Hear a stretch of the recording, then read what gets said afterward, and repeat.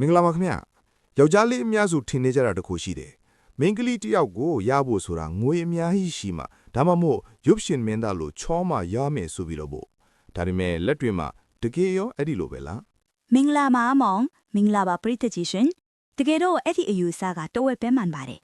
ရုပ်ရည်နဲ့ငွေကြေးက first impression အတဲ့အရေးပါသည်မိန်းကလေးတယောက်ကယောက်ျားတယောက်ကိုငါဘဝရဲ့လက်တွဲဖော်အဖြစ်ရွေးချယ်ဖို့ဆိုရင်အဲ့ထာတွေထက်ပိုနှက်ဆိုင်တဲ့အရေးအချင်းတွေလိုအပ်ပါတယ်ဟုတ်ပါပြီဒါဆိုရင်ဒီနေ့ဗီဒီယိုမှာကျွန်တော်တို့က high value man လို့ခေါ်တဲ့တန်ဖိုးမြင့်ယောက်ျားတစ်ယောက်မှရှိတဲ့မိန်းကလေးတွေကြီးဖြူလေးစားရတဲ့စိတ်ပညာဆိုင်ရာအချက်နားချက်ကိုဆွေးနွေးသွားကြပါမယ်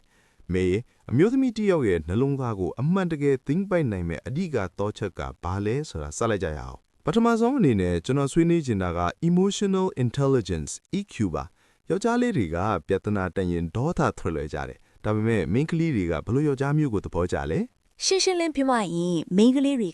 ကမုံတိုင်းထန်ခံနိုင်တဲ့ကြောက်ဆောင်လို့ယောက်ျားမျိုးကိုလိုချင်ကြတာပါမိန်းကလေးတွေကသဘာဝအရာစိတ်ခံစားမှုအရာအတက်အကျမြန်းပါတယ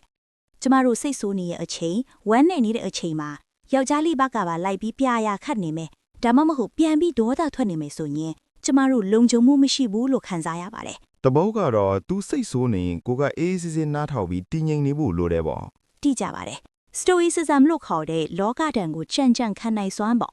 ဥပမာကားပြင်းပေါက်လို့လမ်းမှာဒုက္ခရောက်နေတဲ့အချိန်မှာဟာကွာရှုပ်လိုက်တာဆိုပြီးပွက်စီလို့နေတဲ့ယောက်ျားထက်ကဲဘာမှမချီဘူးငါတို့ပြင်းလေးလိုက်ရင်ပြီးတာပဲဆိုပြီးတီငင်ဖြည့်ရှင်းနိုင်တဲ့ယောက်ျားကိုပို့ပြီးအားကိုးချင်ကြတာတဘာဝပဲပါမှန်ပါတယ်ဒါက non reactive တခြင်းရဲ့စွမ်းအားပဲမင်းရဲ့စိတ်ခံစားချက်ကိုမင်းထိန်းချုပ်နိုင်မှာတခြားတစ်ယောက်ကိုဥဆောင်နိုင်မှာကိုဟုတ်ဒုတိယအချက်ကတော့ purpose ရည်မှန်းချက်ပါတချို့ကောင်လေးတွေကချစ်သူရပြီဆိုရင်အလူကိုတောင်းတိတ်အာယုံမဆိုင်တော့ပဲကောင်းမလိမ့်နောက်ကိုပဲတကောက်လိုက်နေတတ်ကြတယ်အဲ့ဒါကကောင်းလာမေရေ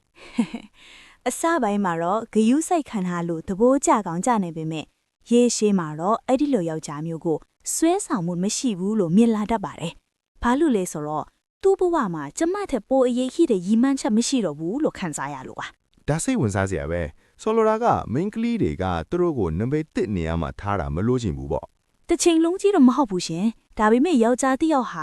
ာသူ့ရဲ့ mission ဘဝဘေးတာဝန်သူ့ရဲ့ career ကိုတစိုက်မမတ်ကိုစူးစမ်းနေရကိုမြင်ရတဲ့အခါမိန်းကလေးတွေကပို့ပြီးလေးစားကြတာပါ။အော်ဒီလူကအနာဂတ်ရှိလေဒီလူနောက်လိုက်ရင်ငါဘဝတိုးတက်မယ်ဆိုတဲ့ယုံကြည်မှုရတာပေါ့။ဟုတ်တယ်ယောက်ျားကယောက်ရဲ့အစွဲဆောင်ဆုံးအရာကသူ့ရဲ့ passion ပဲကိုယ်ရည်မှန်းချက်ကိုအကောက်ထဲပေါ်နေတဲ့ယောက်ျားရဲ့မျက်လုံးတွေကတောက်ပနေတာတဲ့။အဲ့ဒီ energy ကိုမိန်းကလေးတွေသိကြရတာ။ဒုတိယအချက်ကိုတွားကြရအောင်ဒါကတော့ leadership ပါခုခေတ်မှာတော်တော်များများက ladies first ဆိုပြီးမိန်းကလေးသဘောကိုလိုက်လောမောင်းအားကြကြတယ်မင်းဘာစားမလဲမင်းသဘောပဲဘယ်သွားမလဲမင်းသဘောပဲဆိုတာညူပေါ့အမှန်တိုင်းဝင်ခံရရင်လေမင်းသဘောပဲဆိုတဲ့စကားကိုမိန်းကလေးတွေကသိမကြိုက်ပါဘူးအဲ့ဒါကသဘောကြီးတာမဟုတ်ဘူးတာဝန်ယူရမှာကြောက်ပြီးဝင်လွဲချတာလို့ခံစားရပါတယ်မိန်းကလေးတွေကသူတို့မဆုံးဖြတ်နိုင်တဲ့အရာတွေကိုပြက်တသားဆုံးဖြတ်ပေးနိုင်တဲ့ယောက်ျားကိုလိုချင်တာပါဒါဆိုရင်ဘယ်လိုလုပ်တင်လဲအာနာဇင်ဆန်တော့ဆုံးဖြတ်ရမှာလားမဟုတ်ပါဘူးအာနာဇင်ဆန်နာနဲ့ဥဆောင်တာမတူပါဘူ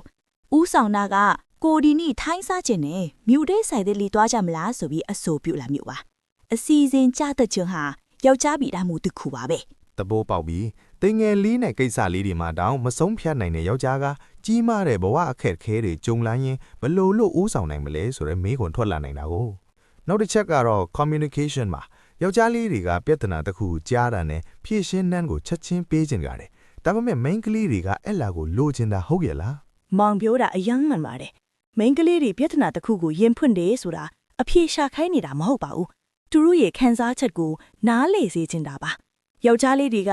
ဒါဆိုဒီလိုလုပ်လိုက်လေလို့ပြောလိုက်နေကျမတို့ကနင်ငါပြောတာကိုနားမထောင်ဘူးနင်းညံကောင်းကြောင်ပဲပြချင်နေတာလားလို့ခံစားရတတ်ပါတယ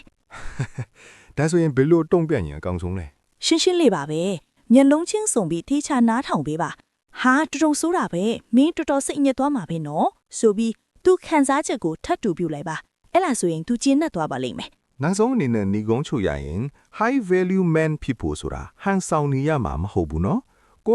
တန်ဖိုးရှိအောင်တီးဆောက်ယူရမယ်ခရီးစဉ်တစ်ခုပါမင်းနောက်ဆုံးအနေနဲ့ပြိတ္တကိုဘာမှကြီးလဲမိန်းကလေးတွေချစ်ဖို့ကိုပြောင်းလဲဖို့မကြိုးစားပါနဲ့ကိုပိုကောင်းတဲ့ version ချစ်အောင်ကြိုးစားပါတင်ဟာတန်ဖိုးရှိတဲ့ယောက်ျားတစ်ယောက်ဖြစ်လာရင် သင်နဲ့ထိုက်တဲ့မိန်းကလေးအလိုလိုရောက်လာပါလိမ့်မယ် Don't chase butterflies build a beautiful garden အရန်ကောင်းတယ်ဆိုတာပါပဲကဲညီကိုလူကြီးဒီနေ့ဆွေးနွေးသွားတဲ့အချက်တွေကဘယ်အချက်ကကိုယ့်အတွက်အလိုအဆုံးလဲ comment မှာရေးပေးခဲ့ပါအောင် ဒီအကြောင်းအရာလေးကိုသဘောကျရင် like နဲ့ subscribe လုပ်ဖို့မမေ့နဲ့နော် နောက်အစီအစဉ်မှာပြန်တွေ့ကြမယ်ရှင်